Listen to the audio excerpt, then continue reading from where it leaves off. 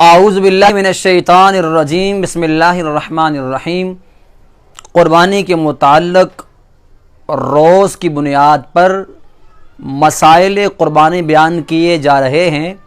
ایک انتہائی اہم ترین مسئلہ سماعت فرما لیں وضاحت کے ساتھ۔ مسئلہ یہ ہے جو کتاب فقہ کی تمام تر کتابوں میں موجود ہے کہ قربانی کے جو جانور ہیں ان کی عمر کتنی ہونی چاہیے۔ بہار شریعت کی جلد نمبر 3 مکتبۃ المدینہ کا چھاپا صفحہ نمبر 339 پر یہ مسئلہ موجود ہے کہ اونٹ کی جو عمر ہے وہ کم از کم 5 سال ہونی چاہیے۔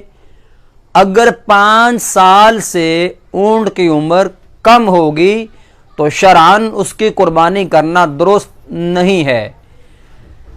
اور گائے کی عمر اور بھینس کی عمر، یہ نر ہوں یا مادہ، کم از کم 2 سال ہے۔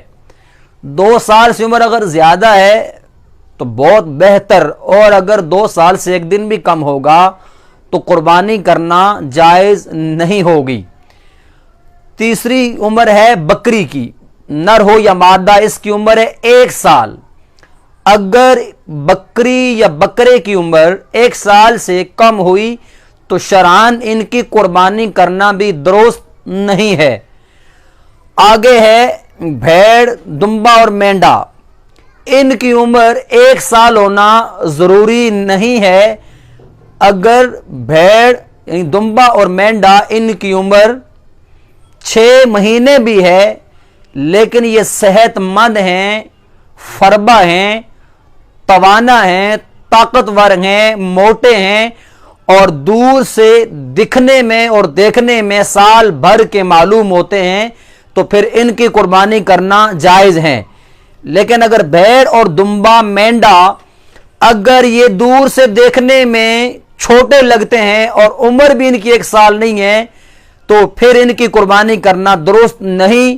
ہاں، اگر دور سے دیکھنے میں سال کے معلوم ہوں، اپنے فربا اور موٹا ہونے کی وجہ سے، صحت مند ہونے کی وجہ سے عمر چاہے سال سے کم بھی ہو تو ان کی قربانی کرنا درست ہے۔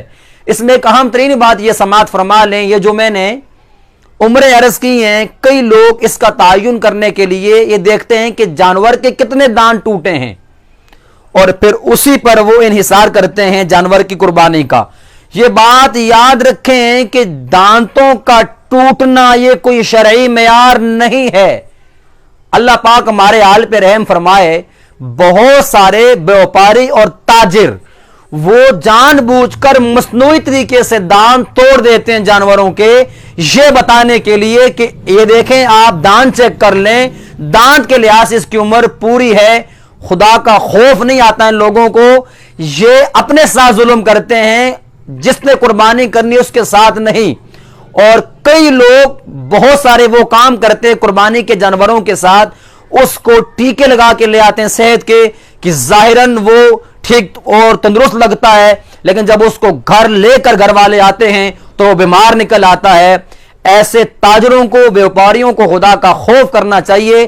اللہ رب العزت کو جواب دہی بھی ضروری ہے، اس لیے یہ بات یاد رکھیے کہ دانتوں کا توڑنا یا نہ توڑنا، ٹوٹنا یا نہ ٹوٹنا یہ ضروری نہیں ہے، عمر ضروری ہے اور عمر کا تعین ضروری ہے، اسی لحاظ سے قربانی کرنی چاہیے۔ اب اگر بندے نے گھر جانور پالا ہے تو کنفرم طور پر وہ حتمی عمر کا فیصلہ کر سکتا ہے کہ اس جانور کی کتنی عمر ہے، لیکن اگر کسی سے خریدنا ہو تو اس سے قطعی طور پر پوچھ لینا چاہیے اور اس سے صحیح عمر کا تعین کر لینا چاہیے۔ اگر وہ جھوٹ بولے گا تو اللہ رب العزت کو جواب دہ ہوگا، لیکن ہمیں تسلی کر لینی چاہیے اور بغیر تسلی اور تشفی کے جانور کو نہیں خریدنا چاہیے جبکہ اس کی عمر پوری نہ ہو۔ اللہ رب العزت ہم سب کو سمجھ کر عمل کرنے کی توفیق عطا فرمائے، آمین بجاہ النبی الکریم۔